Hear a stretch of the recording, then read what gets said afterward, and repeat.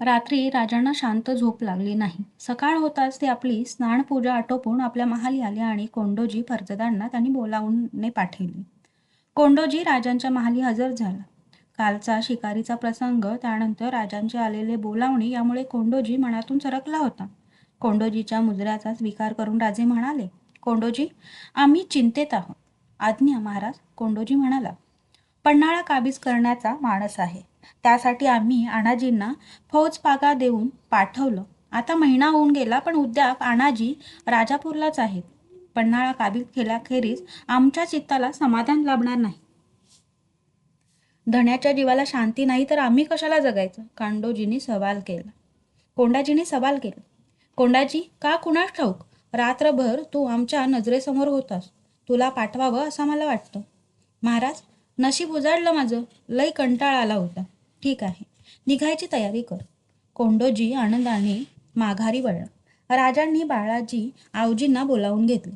राजसदरेवर हजर राहण्याचे हुकूम सुटले. सूर्य माथ्यावर आला असता राजांची सरदारांनी सजली होती. त्यात कोंडोजी फर्जंद, गणाजी व मोत्याजी खळेकर ही मंडळी हजर होती. राजे आसनावर येऊन बसले. सर्वांवर नजर फिरून राजे म्हणाले, आजचा दिवस भाग्याचा. अनेक दिवसांची चिंता आज दूर झाली. पन्हाळा काबीज करण्याचा आमचा बेत तडीस जाणार असं दिसतं. आमचे अनाजी पंत पुढं गेलेलेच आहेत. त्यांची छावणी राजापूरला आहे. कोंडोजी, तू फौज जमवून त्यांच्या मदतीला जा. तुझ्याबरोबर गणाजी व मोत्याजी मामा खळेकर ही येतील. कोंडाजींची छाती ताणावली. धीमी पावले टाकी तो राजांच्या जवळ आला आणि त्यांनी मुजरा केला.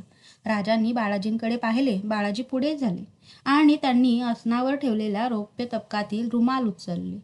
तबकात मानवस्त्रे व सोन्याची कडी शोभत होती. राजे उभे राहिले आणि त्यांनी आपल्या हातांनी कोंडोजींच्या हातात सोन्याची कडी चढवली. मानवस्त्र दिले. कोंडाजीचे भान हरपले. त्याने पटकन राजांचे पाय शिवले. राजांनी कोंडोजीला उठवले. कोंडोजीचे डोळे पाणावले होते. श्वास जड बनला होता. महाराज, कोंडोजीला पुढे बोलवेना. काही बोलायची गरज नाही कोंडोजी. सारं समजलं. तुम्ही आजपासून सोन्याच्या कड्याचे मानकरी. पालखीचा मान तुम्हाला. ते दृश्य पाहून सारे अचंबले होते. येसाजीच्या चेहऱ्यावरील स्मित पाहून राजांनी विचारले, येसाजी, आम्ही करतो त्यात हसण्यासारखं काय आहे? येसाजीचे स्मित जागच्या जागी अटले. तो आदबीने म्हणाला, महाराज, कामगिरी पार पाडल्यावर कौतुक केलेलं मी लय वेळा बघितलं, पण कामगिरी फत्ते व्हायच्या आधी सोन्याच्या तोड्याचा मानकरी झालेला पहिलाच दिसला. सारे त्या बोलण्याने हसले. साऱ्यांच्या मनातील शंका येसाजीने बोलून दाखवली होती. राजे मात्र गंभीर होते. येसाजीकडे नजर वळवीत असता त्यांनी आपला डावा हात कोंडोजींच्या खांद्यावर ठेवला. येसाजी, कोंडोजीला जेव्हा कामगिरी सांगितली तेव्हाच गड फत्ते झाला हे आम्ही जाणतो. गडाची काळजी मिटली, पण ही जीवाच्या बाजीनं लढणारी माणसं परत दिसतील की नाही हे कुणाच सांगावं. आता तानाजीचा गौरव करायचा म्हटला तरी तो कुठे सापडणार? राजांनी दीर्घ निश्वास सोडला. क्षणभर ते स्तब्ध राहिले. दुसऱ्या क्षणी ते म्हणाले, कोंडोजी, पन्हाळा घ्या, पण तो घेतला हे सांगायला तुम्ही परत या. पुढचे मनसुबे फार मोठे आहेत. त्याला तुमच्यासारखी जोड हवी. कोंडोजी राजापूरला आपल्या साथीदारांसह रवाना झाला आणि राजांची काळजी वाढली. मोरोपंतांनी नाशिक त्र्यंबकच्या काबीज केलेल्या मुलखातून मिळवलेली लूट गडावर पाठवली होती, पण राजांना कशातच समाधान वाटत नव्हते. राजांचे लक्ष पन्हाळ्याच्या वार्तेकडे लागले होते. 15 दिवस होऊन गेले तरी पन्हाळ्याची काही बातमी आली नाही. राजे पहाटे स्नान करून आपल्या महाली आले. राजांच्या देव्हाऱ्याजवळ पुतळाबाई मनोहरी या उभ्या होत्या. पुतळाबाई तबकातील कमळे नीट ठेवण्यात गुंतल्या होत्या. राजांनी विचारले, कमळ कुठून आली? आपल्या कुशावर्तात फुलली. तुम्ही पाहिली? नाही. काल ही म्हणू सांगत होती तेव्हा आपल्या पूजेसाठी आणायला सांगितली. छान. आम्ही गडावर असूनही आम्हाला याचा पत्ता लागला नाही. आमचं जाणं जगदीश्वराकडे नाही तर पागेकडे. कुशावर्त बाजूला पडतो ना? राजांनी पूजा आटोपली. दासबोध वाचला. राजे देव्हाऱ्यातून महालात आले. दूध घेत असता राजे पुतळाबाईंना म्हणाले, राणीसाहेब, आज संध्याकाळी आपण कुशावर्त पाहायला जाऊ. थोरल्या राणीसाहेबांनाही सांगा. शंभूबाळांची काही खबर? बाळराजे पाचाडलाच आहेत. चैन आहे त्यांची. सारे लाड पुरवणाऱ्या मासाहेब आहेत. मग आमच्या करड्या नजरेखाली येतील कशाला? शंभूबाळांच्या मुळं अलीकडे मासाहेबांनाही आमची आठवण येईनाशी झाली आहे. तसं नाही हं, पुतळाबाई म्हणाला. दररोज आपल्या तब्येतीतील निरोप गडाखाली जातात. माझ्याकडे एकतरी माणूस दररोज येऊन जातो. तुम्ही पण भाग्यवान आहात. माँसाहेबांचा तुमच्यावर विश्वास आहे. पण आम्ही काळजीत असलो की माँसाहेबांची आठवण उत्कटतेने होते. सारखं चुकल्यासारखं वाटतं. मग माँसाहेबांना बोलावून घ्यावं. नको, त्यांचं वय झालं. आता दगदग सोसवत नाही. आम्ही 1-2 दिवसात त्यांना भेटायला जाऊ. सायंकाळी राजे वाड्याच्या चौकात उभे होते. बाळाजी, उधोजी, महादेव ही मंडळी शेजारी होती. तोच आतून येणाऱ्या पुतळाबाई, काशीबाई, सगुणाबाई, दासी परिवारासह नजरेत आलं. सोयराबाई मात्र दिसत नव्हत्या. राजांनी पुतळाबाईंना विचारले, आणि थोरल्या राणीसाहेब? त्यांची तब्येत बरी नाही. बाळराजांना घेऊन जा असं त्या म्हणाल्या. बाळराजांना आणू? नको, त्यांना वारा सोसायचा नाही. जरा कुठे सर्दी झाली तर दोष आमच्यावर यायचा. चला जाऊ. राजे कुशावर्ताकडे चालू लागले. कुशावर्त वरून सहजासहजी दिसणारा नव्हता. बालेकिल्ल्यासमोर घडीत कुशावर्त तलाव बांधला होता. चारी बाजूंच्या झाडीत ते स्थान लपलेलं होतं. राजे सावकाश उतरत होते तेव्हा कुशावर्त नजरेत आलं. तेव्हा राजांचे पाय आपसुकच थांबले. कुशावर्ताच्या निळाशार पाण्यावर असंख्य तांबडी, मधून मधून पांढरी आणि जर्द कमळे फुलली होती. पाण्यावर कमळाच्या हिरव्या पानांनी साज चढवला होता. कुशावर्ताच्या भोवताली झाडी, कमळांनी सुशोभित झालेला तलाव, काठावरचे तुंबदार शिवालय यामुळे त्या जागेला एक वेगळेच रूप प्राप्त झाले होते. राजे उद्गारले, वा, सुरेख! हिरोजींनी नुसता कुशावर्त बांधला नाही. हिरोजी एवढे रसिक असतील असं वाटलं नाही. महाराज, महादेव म्हणाले, बोल. बाळराजांनी कमळाचे गड्डे आणले. शंभू बाळांनी? जी. गेल्या वर्षी महाडच्या तलावातून बाळ महाराजांनी गड्डे आणून घेतले. त्यांनीच ते तलावात सोडले. शिकारीला देवळातल्या देवी तळ्याला जातात. तिथनं बी गड्डे आणलात. राजे प्रसन्न झाले. समाधानाने म्हणाले, शिकारीचा नाद असा उपयोगी पडेल असं वाटलं नव्हतं. त्यांच्या ठिकाणची सौंदर्यदृष्टी पाहून बरं वाटलं. राजे कुशावर्त मंदिरात गेले. देवदर्शन घेऊन बाहेर आले. तलावाच्या काठी बांधलेल्या कट्ट्यावर ते विसावले. राजांचा कुटुंब परिवार देवदर्शन करीत होता. राजे बाळाजींना म्हणाले, बाळाजी, केवढं रम्य ठिकाण झालं नाही? आमच्या गंगासागरापेक्षाही हे स्थान अधिक रमणीय बनलं आहे. जी. बाळाजी, कुशावर्ताची निगा अशीच राखा. हे तुमचं काम समजा. कुशावर्ताच्या आजूबाजूची झाडी मुळीच तोडू नका. आमच्या नियमांना हा भाग अपवाद समजा. ही जागा सुरक्षित आहे. देवदर्शन करून तिघी राण्या बाहेर आल्या. राजे उठले. बाळाजी, महादेव ही मंडळी अदबीने मागे सरली. सामोऱ्या आलेल्या पुतळाबाईंना राजे म्हणाले, राणीसाहेब, तुमच्यामुळं हा योग आला. आम्हाला हे ठिकाण पाहून फार बरं वाटलं. पुतळाबाई पदर सावरून म्हणाल्या, इथं आम्ही आलो आणि उगीचच मनात आलं. काय? या फुलांचा जगदीश्वराला अभिषेक करावा. मग करा ना. उद्या सोमवार आहे. तुम्हाला फुलं देण्याची व्यवस्था करू. मग झालं. नको का? ते जमायचं नाही. कारण देवाला वाहायला फुलं स्वतःच्या हाताने तोडावं लागतं. नाही तर पुण्यपदरात पडत नाही म्हणतात. आम्हाला ते माहीत आहे. दुसऱ्याच्या हातांनी तोडलेल्या फुलांपेक्षा स्वहस्ते तोडलेली, संकल्पानुसार वाहिलेली फुलं देवाला अधिक प्रिय असतात. असंच ना? पण हे कसं जमायचं? त्यासाठी नको म्हटलं. पुतळाबाई म्हणाल्या, पुण्यपदरात पडायचं नाही. बिचारी फुलं मात्र आकारणी खर्ची पडायची. इथल्या शोभेला गालबोट लागून राहील. राजे एक क्षणभर विचारात पडले. आलो म्हणून त्यांनी दूर उभे असलेल्या महादेवाला हाक मारली. महादेवाशी ते 2 क्षण बोलले आणि परत आले. राजांच्या चेहऱ्यावर पूर्वीचीच प्रसन्नता दिसत होती. राणीसाहेब, तुमचा संकल्प पुरा होणार. तो कसा? आश्चर्याने पुतळाबाईंनी विचारलं. एवढे राज्यांचे प्रश्न आम्ही सोडवतो आणि घरचं कोडं सोडवता येत नाही. उद्या पहाटे कुशावर्तात छोटी नाव घातली जाईल. तुम्ही तिघी जणी मिळून हवी तेवढी फुलं तोडा. संकल्प पुरा करा. पुतळाबाई काहीतरी बोलणार तोच राजे म्हणाले, थांबा, ऐका. सारे स्तब्ध झाले. नगाऱ्याचा आवाज कानी पडत होता. राजे म्हणाले, ही नौबत कसली? एवढं मानाचं कोण आलं? त्या नौबतीच्या आवाजाने सारे चकित झाले होते. तो समोरच्या झाडीतून हिरोजी विठ्ठलकर धावत येत असलेला दिसला. राजे पुढे धावले. हिरोजी नजीक आला. हिरोजी, कोण आलं? नौबत कुणी वाजवली? मीच वाजवायला सांगितली राजे. पन्हाळा काबीज झाला. ती बातमी घेऊन स्वारगडावर आला आहे. जगदंब. राजांचा आनंद उफाळला. हिरोजी, आम्ही तुमच्यावर खुश आहोत. या बातमीचं आगमन आमच्या आगमनापेक्षाही श्रेष्ठ आहे. नौबतीचा मान दिलात, आमचा मनोरथ सिद्धीला नेलात. राजे पुतळाबाईंच्याकडे वळले. राणीसाहेब, पन्हाळा फत्ते झाला. अपुरी इच्छा आज पुरी झाली. पाहिलंत ना? चांगल्या संकल्पांना सिद्धी किती लवकर प्राप्त होते. ती उद्या संकल्प पुरा करा, आम्ही पुढे जातो, चला. हिरोजी. राजे भरभर जात होते. मागून हिरोजी बाळाजी जात होते. राजे नगारखान्यातून बालेकिल्ल्याच्या आतल्या चौकात आले. आपल्या महालात वळसा घालून राजे जात होते. जमादार खान ओलांडून ते 7 महालाच्या सदरेवर आले. मुजरा करणाऱ्या सेवकाचे राजांना भान नव्हते. ते सरळ सोयराबाईंच्या महाली गेले. सोयराबाई महालाच्या सोप्यात बसल्या होत्या. शेजारी राजाराम खेळत होता. राजे अकस्मात आलेले पाहून साऱ्या दासी गडबडीने पदर सावरून उभ्या राहिल्या. सोयराबाई पण उठला. राजाराम आबासाहेब म्हणत राजांच्याकडे धावले. राजारामांना उचलून घेत राजांनी विचारलं, आपली तब्येत बरी नव्हती ना? जरा डोकं दुखतं. हं, ठीक आहे. पन्हाळा फत्ते झाला ते सांगायला आम्ही आलो होतो. सोयराबाईंनी मान वर केली. सोयराबाईंचा नूर निराळा दिसत होता. त्या एकदम बोलून गेल्या, तेवढा राहिला होता वाटतं. मतलब? नाही, मला माहीत नव्हतं. उद्या जगदीश्वर प्रसादाकडे जायचं. साऱ्यांनीच यायला हवं. राणीसाहेब, आज खरंच आपली तब्येत बरी दिसत नाही. आपण विश्रांती घ्या. हातातल्या राजारामाला राजे म्हणाले, चला बाळराजे, आपण तोफा उडवू. फिरायला न्याल म्हणून बाळराजे कपडे करून बसले होते. केवढे रडले. आमच्या पण मनात होतं, पण पुन्हा वाटलं कुठेतरी हवा बांधायची. येतो मी. राजे महालाबाहेर पडले. काही पावले टाकेपर्यंत ते विचारात गडल्यासारखे भासले, पण नंतर त्यांचा नूर पालटला. सदरेवर उभ्या असलेल्या बाळाजींना राजांनी विचारले, बाळाजी, जासूद कुठं आहे? जी, बोलवतो. राजे सदरेवर बसले. सारे उभे होते. प्रत्येकाच्या मुखावर विजयाचा आनंद दिसत होता. राजांनी बाळाजींना आज्ञा केली.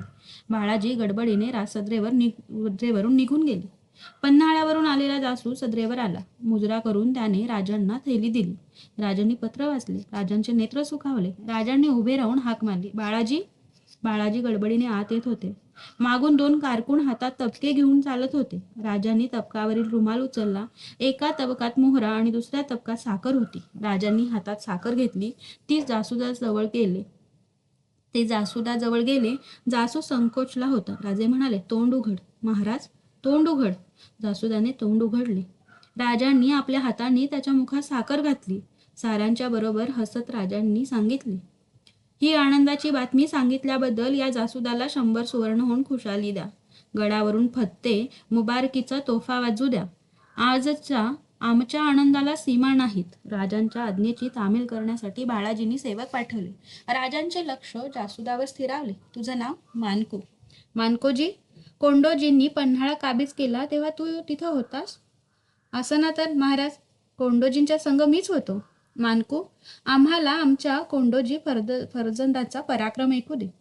मानको सांगू लागला, राजापूरला सारा बेट ठरला. पंतांना मागणं यायला सांगून कोंडोजींच्या बरोबर आम्ही पुढं गेलो. कोंडोजींची माणसं आधीच गडावर फिरून आली होती. शिबंदीचे लोक फितवले होते. ठरलेल्या दिवशी पंतबी आम्हाला येऊन मिळाले. नंतर कोंडाजींनी गड पारखून घेतला. नायकांनी लई मोठा बेत आखला होता. पंतासनी सगळ्यांसंग गडाबाहेर ठेवलं होतं. मावळतीकडनं 60 जणांनी गड गाठायचं ठरलं होतं. अवघे 60? होय. जागा हेरून घेतल्याली होती. सांगा पुढे. राजे उत्सुकतेने विचारते झाले. आणि काय? रात जेव्हा चढली तेव्हा गडाचा तळ गाठला. आमच्यात शिडीवाले, मेखवाले, वाघनखेवाले, शिंगवाले बी होते. गणा मामा, मोत्याजी मामा संघ होते. नाव बदलून भवानीचं नाव घेतलं आणि कोंडाजी कड्याला भिडली. एकमेकांना हात देत कडा पार केला आणि गड गाठला. दोऱ्या सोडून बाकीच्यासनी वर घेतलं. आधी रात उलटून गेली होती. डोळ्यात बोट घातलं तरी दिसत नव्हतं. एक मशालजी गस्त घालीत आला. आवाज करायच्या अगोदर त्याला बाणानं टिपला. वाट मोकळी झाली. ठरल्या परमानं आमची माणसं तलवारी काढून गडावर पांगली आणि कोंडाजीनं इशारत दिली. आमचे शिंगवाले शिंग फुंकू लागले. चारी बाजूनी एकच आवाज उठला. सारा गड जागा झाला. एकच धावपळ उडाली. कुठून आवाज येतो, कोण शिंग फुकतो असा ओराड उठला. भूत असतील असं भ्या वाटून कोण पुढंबी येईन. त्यातच खुणेची शीळ घुमली. हर हर महादेवचा बुक्का उधळला. कापाकापी सुरू झाली. रानात दडून बसलेले पंत शिबंदी सकट पुढे आले. तेव्हा आमच्या लोकांनी दरवाजा गाठला होता. गडाचा किल्लेदार जागा होऊन घराबाहेर आला. तेव्हा कोंडाजीनं त्याला गाठला. 2 हातात किल्लेदाराचं डोकं उडालं. त्याच वेळेला पुढच्या दरवाजानं पंत आत शिरले. किल्लेदार पडला. तशी लढाई सोपली. नागोजी पंडित म्हणून एक नाईक होता, तो पळून गेला. शाब्बास कोंडाजी, राजे उद्गारले. जी ओवाळून टाकावीत अशी ही माणसं खुद्द आम्ही हजर असताना ज्या गडावर आम्हाला पराभव पाहावा लागला तोच आदिलशाही मातबरगड अवघ्या 60 भूतांनी घेतला. त्याच वेळी तोफेचा आवाज उठला. राजे आसनावरून उठले. बाळाजी, उद्या अभिषेक आटोपून आम्ही गडाखाली उतरू. माँसाहेबांना भेटून आम्ही पन्हाळ्यावर जाणार. कोंडोजी, अण्णाजींना भेटल्याखेरीज आम्हाला चैन पडणार नाही. प्रतापराव जी, तुम्ही उद्या आमच्यासह चला. आपली फौज पन्हाळा भागात गोळा करा. आदिलशाही आता जागा होईल. त्या तयारीनं आपल्याला जायला हवं. जी, प्रतापरावांनी मुजरा केला. राजे समाधानाने महालाकडे पावले टाकू लागले. राजे झोपण्याच्या तयारीत होते. त्याच वेळी मनोहरी आत आली. राजांनी विचारले, मनोहरी काय आहे? बाळ महाराज आले आहेत. यावेळी का आले? राजे चिंतातूर होऊन उठले. महालाच्या दरवाजापाशी ते गेले तो समोरून येणारे संभाजीराजे त्यांच्या नजरेत आले. संभाजीराजांनी जवळ येऊन राजांचे पाय शिवले. बाळराजे, रात्रीचे आलात. माँसाहेबांची तब्येत? आबासाहेब, माँसाहेब क्षेम आहेत. गडावरून तोफांचे आवाज आले. माँसाहेब म्हणाल्या, नवी बातमी गडावर आली वाटतं. माँसाहेबांना चैन पडेना, त्यांनी पाठवलं म्हणून आलं. सारे ऐकत होते. त्या शब्दांनी राजांचे मन भारावले. राजे म्हणाले, बाळराजे, एवढे मोठे होऊनही आम्ही आईचं मन जाणलं नाही. उद्या आम्ही गडाखाली उतरणार होतो. माँसाहेबांना भेटूनच पुढे जाणार होतो, पण आईच्या प्रेमळ मनाला तेवढा विलंब कसा रुचणार? बाळराजे, गडाखाली आमच्या आज्ञेनं जासूद पाठवा. पन्हाळा फत्ते झाल्याची बातमी माँसाहेबांना कळवा. आमच्याकडून दिरंगाई झाल्याबद्दल आमच्या वतीने क्षमा मागा. संभाजीराजे वळले. राजांनी हाक मारली, बाळराजे. संभाजीराजे वळले. प्रेमभराने पुढे झाले. राजे, आम्ही आज कुशावर्त पाहिला. तुम्ही लावलेली कमळं आम्ही पाहिली. फार आनंद वाटला. उद्या सकाळी जगदीश्वरावर अभिषेक आहे. योग्य वेळी तुम्ही गडावर आलात. सांगितलेलं नीट पार पाडा आणि विश्रांती घ्या. संभाजीराजे निघून गेले. राजे आपल्या महाली जाऊन झोपले. बऱ्याच दिवसांनी राजांना शांत निद्रा प्रसन्न झाली. राजे पहाटे प्रतापरावांच्या सह गड फिरत होते. पहाटेचे धुके गडावर उतरले होते. भवानी टोकावरून राजे जगदीश्वराला आले. देवदर्शन करून राजे टकमक शेजारी पायउतार झाले. राजे आणि प्रतापराव टकमककडे चालत होते. सूर्योदय व्हायची वेळ जवळ आली होती. धुके विरळ होत होते. टकमकवर उभे राहून राजे खालची दरी न्याहाळीत होते. प्रतापराव, पन्हाळा फत्ते झाला. केवढं समाधान वाटलं. एका तपानंतर पन्हाळा पुन्हा स्वराज्यात सामील झाला. माणसाचं मन तरी किती अहंकारी असतं. आम्ही सोसलेला पराभव आजवर सलत होता. खुपत होता. ते शल्य निघताच केवढं हलकं वाटलं. पण आता आदिलशाही खळवळून उठेल. तेच आम्हाला हवं. कुतुबशाही आमच्याशी मैत्री राखू इच्छिते. भीती आहे फक्त आदिलशाहीची. तिला आमची सत्ता जाणवली की दक्षिणेत आपल्याला शत्रू राहणार नाही. उत्तरेचा आपला मार्ग मोकळा होईल. सूर्योदय झाला. राजांनी उगवत्या सूर्याला वंदन केले. बाल सूर्याच्या सोनेरी किरणात रायगडाच्या भोवती उभ्या टाकलेल्या पर्वतांची शिखरे उजळून निघाली. कोकण दिव्याच्या दरीतून वाहणाऱ्या नदीच्या पात्राचे रुपेरी पट्टे दिसू लागले. धुक्याची वलये डोंगराच्या पायथ्याला बिलगली. सृष्टीचे ते जागे होणारे रूप राजे पाहत असता घोड्याच्या टापांचा आवाज त्यांच्या कानावर आला. राजांनी वळून पाहिले. संभाजीराजे बेगुमानपणे घोड्यावरून टकमक टोकावर येत होते. नजीक येऊन संभाजीराजे पायउतार झाले. शंभूबाळ, टकमक टोक गडाची अवघड जागा. दुतर्फाकडे तुटलेले. आम्ही सोडलेली घोडी पाहून इथवर घोड्यावरून का आलात? कुठं जनावराचा पाय घसरला तर? एवढ्या तातडीने बरे आलात? संभाजीराजे हसले. म्हणाले, आबासाहेब, आईसाहेब आपली वाट पाहत आहेत. सांगायचं विसरून गेलो. चला जाऊ आपण. राजांच्या महालासमोर सर्व राण्या राजांची वाट पाहत उभ्या होत्या. पुतळाबाई पुढे झाल्या. राजे म्हणाले, तुम्ही कुशावर्तावर गेला नाहीत? सकाळीच महादेव कुशावर्तावर गेला. सर्व तयारी झाल्याचं त्यांनी आम्हाला कळवलं. आपण याल असं वाटलं. आम्ही सांगायला विसरलो. आम्ही येत नाही. आम्ही आलो तर तुमच्या नौकाविहारात संकोच निर्माण होईल.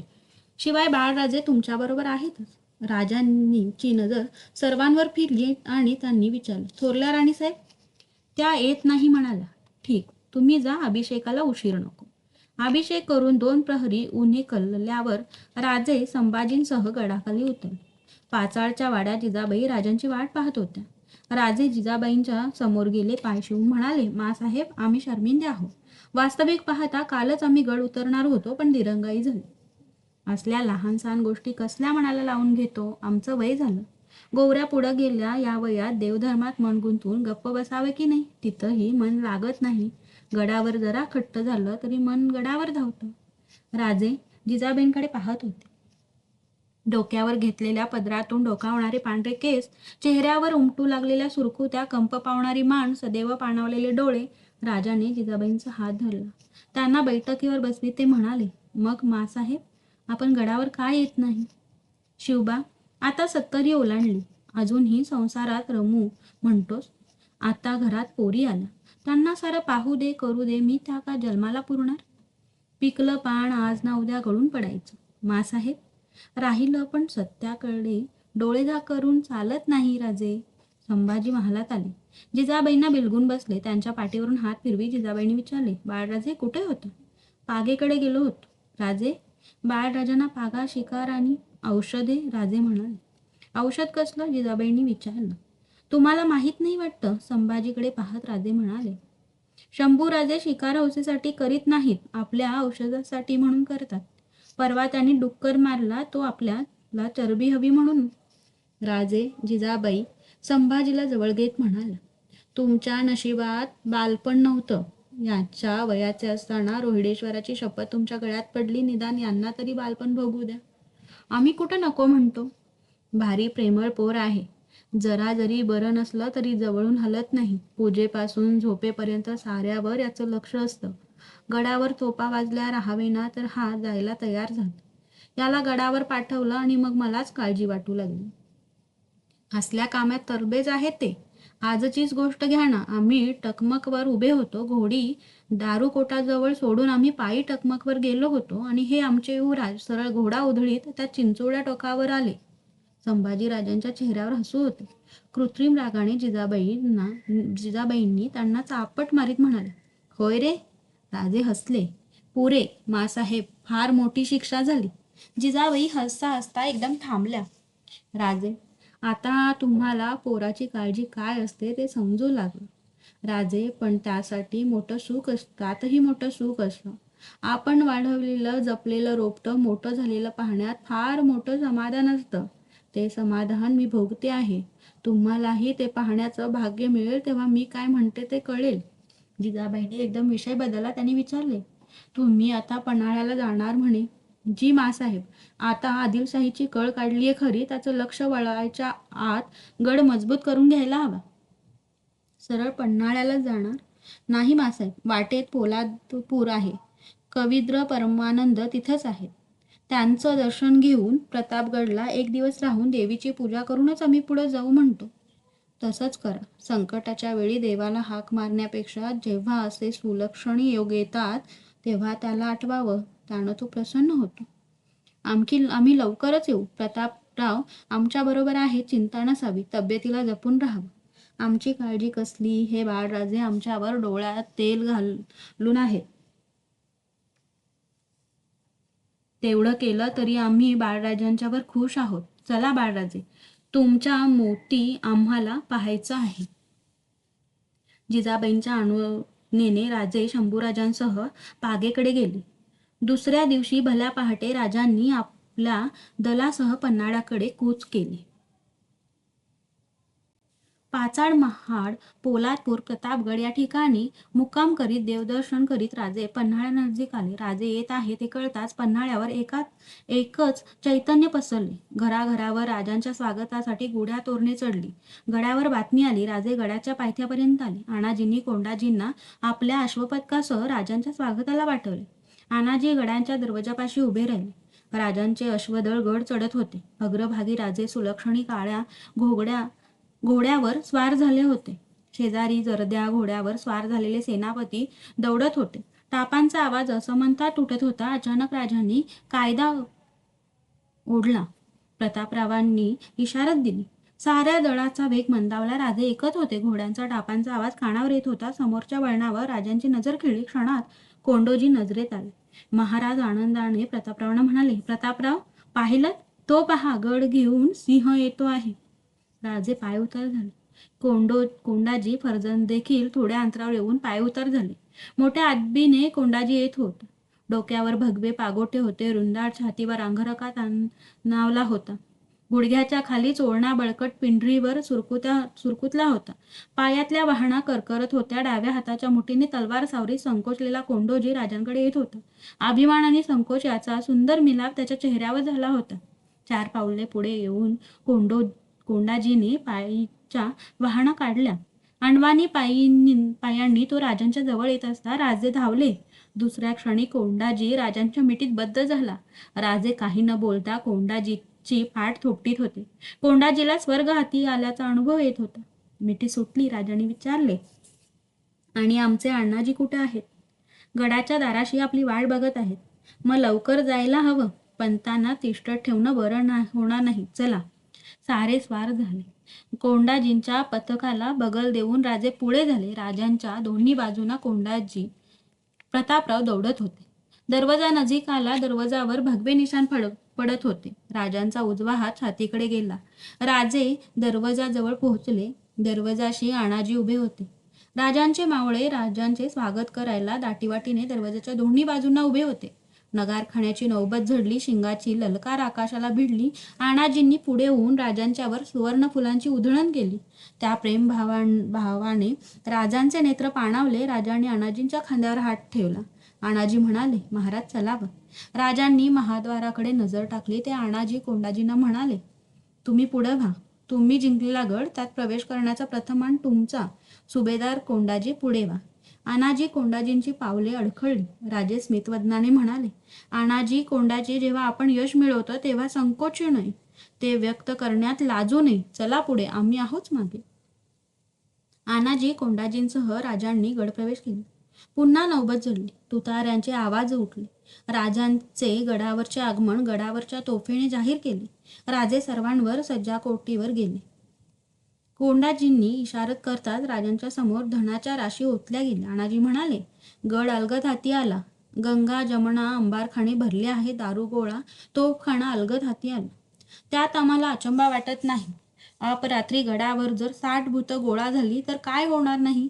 चुपचाप गड काबीज केलेले आम्ही अनेक पाहिले, पण अवघ्या 60 जणांनी गड गाठून शिंग वाजवून जाग आणून घेतलेला गड हाच. तुमचं धाडस अफाट. तुमच्या युक्तीला तोड नाही. समोरच्या धनाच्या राशीकडे बोट दाखवीत राजांनी आज्ञा दिली, या धनापेक्षा आम्हाला आमची 60 भूतं दाखवा. ते धन पाहायला आम्ही आतुर आहोत. राजांनी सर्वांना भरपूर धन देऊन सर्वांचा गौरव केला. कैद झालेल्यांना अभय दिले. गडाच्या पहाऱ्यांची जातीने तपासणी केली. आता राजांना पन्हाळा हातचा दाऊ द्यायचा नव्हता. पन्हाळा काबीज झाल्यापासून राजांना नवचैतन्य प्राप्त झाले होते. राजे आपली फौज गोळा करण्याचा प्रतापरावांना हुकूम देत होते. राजांचे नजरबाज साऱ्या मुलखात पसरले होते. न राहून प्रतापरावांनी विचारले, महाराज, एवढ्या तातडीचं कारण? प्रतापराव, तुम्ही आमचे सरलष्कर. निदान तुम्ही तरी हा प्रश्न विचारायला नको होता. विजापूरला जेव्हा ही बातमी पोहोचेल तेव्हा खवाज खान खवळून उठेल. आमच्या पराभवासाठी आपलं सारं बळ खर्ची घालील. आदिलशाही तुटायची तयारी होण्याआधीच तिला आमची दहशत बसायला हवी. त्यासाठी आम्ही पन्हाळ्यावरच वास्तव्य करणार आहोत. राजांच्या बेताचे प्रत्यंतर लवकरच प्रतापरावांना आले. गोळा झालेल्या फौजांना राजांनी आदिलशाही मुलखात पाठवले. राजांच्या फौजांनी 2 महिन्याच्या अवधीत परळी, सातारा ही आदिलशाही किल्ले घेतले. या मध्यवर्ती आणि महत्त्वाच्या किल्ल्यांवरून अमर्याद लूट शेकडो बैलांवर लादून रायगडी पाठवण्यात आली. परळी, सातारा किल्ल्यांवर राजांनी आपली शिबंदी वाढवली. विश्वासू किल्लेदार नेमले. विजापूरच्या अल्पवयी सिकंदर जहाच्या कारकिर्दीत सत्ताधीश बनलेला खवाज खान शिवाजीचा बिमोड कसा करावा याचा विचार करीत असताना पन्हाळा गेल्याची बातमी त्याला मिळाली. विजापुरात एकच धांदल उडाली. खवाज खानने विखुरलेल्या फौजांना एकत्र करायला सुरुवात केली. तो परळी, सातारा हे शिवाजीने घेतल्याच्या बातम्या विजापूरला थडकल्या. संतप्त खवाज खानाने राजांच्या पराभवासाठी विजापूरचा बडा सरदार अब्दुल करीम बेहलोल खान निवडला. मोठी फौज देऊन त्याला शिवाजींवर रवाना केले. खान 12,000ची फौज घेऊन विजापूरपासून 12 कोसांवर असलेल्या उंबाराणीला आला. बेहलोल खानला जादा मदत मिळावी म्हणून खवाज खानने रांगणा, अदवाणी, कर्नूल यांच्या सुभेदारांना सैन्यासह येऊन बेहलोल खानला मिळण्याची फर्मान काढली. खान उंबारणीला आल्याची बातमी राजांना टाकोटाक कळली. राजांनी सेनापती प्रतापराव, आनंदराव, अनाजी, विठोजी शिंदे, विठ्ठल पिलदेव यांच्यासारखी विश्वासू माणसे गोळा केली. प्रतापराव, आदिलशाही सरदार बेहलोल खान पठाण, उंबार राणी पावतो आल्याची वर्दी आली आहे. फौज 10-12 हजार असेल फार तर. प्रतापराव हसले. ते म्हणाले, महाराज, मग विचार कसला करायचा? बेहलोलची जबाबदारी माझी. पुढं येऊ दे, मी एकटा पाहून घेईन. राजे खिन्नपणे हसले. प्रतापराव, आपल्या मराठ्यांना हा शापच आहे. विचारापेक्षा भावनाच बलवत्तर. आपल्या ताकदीचा आम्हाला का अंदाज नाही? बेहलोल उंबराणीला उगीच बसला नाही. तो फौजेची वाट पाहतो आहे. मोगल सरदार दिलेर खानाकडेही खवास खानानं फौज मागितली आहे. आज उंबाराणीला सचलेल्या तळ्यात सागरात रूपांतर व्हायला आता फारसा अवधी नाही. आमच्या फौजा रानोमाळ पसरलेल्या. आत्ताच हल्ला केला तर. प्रतापराव बोलून गेले. उशिरा का होईना, पण तुमच्या लक्षात आलं. आमचा बेत असा आहे की बेहलोलची ताकद वाढवण्याआधी त्याला उंबराणीला गाठावा. मग त्यासाठी महाराजांनी कशाला तकलीफ घ्यायला हवी? अजून प्रतापरावाचं मनगट शाबूत आहे. आम्ही ते जाणतो प्रतापराव. तुम्ही फौज घेऊन जा. तुमच्याबरोबर विठोबा शिंदे, विठ्ठल पिलदेव, कृष्णाजी भास्कर, विसो बल्लाळ आणि सिद्धी हिलाल हे आमचे नामांकित आणि कल्लप सरदार तुमचे साथीदार म्हणून येतील. या मोहिमेत आम्हाला अपयश नको. आणखीन बळ लागलं तर कळवा, आम्ही जातीनिशी येऊ. आज्ञा. राजे उठले. कमरेची रत्नजडीत कट्यार काढून प्रतापरावांच्या हाती देत राजे म्हणाले, आता आज्ञा एकच. हा बेहलोल वळवळ बहुत करीत आहे. त्यास मारून फत्ते करणे. प्रतापरावांनी मुजरा केला. भर दुपारी सारा गड घोड्यांच्या टापांनी तुताऱ्यांच्या इशारतेने कल्लोळला. राजांना मुजरा करून प्रतापराव साथीदारांसह गडाबाहेर पडले. धुळीचे लोट उडवीत जाणारी आपली फौज राजे गडावरून माळववादातून निरखित होते.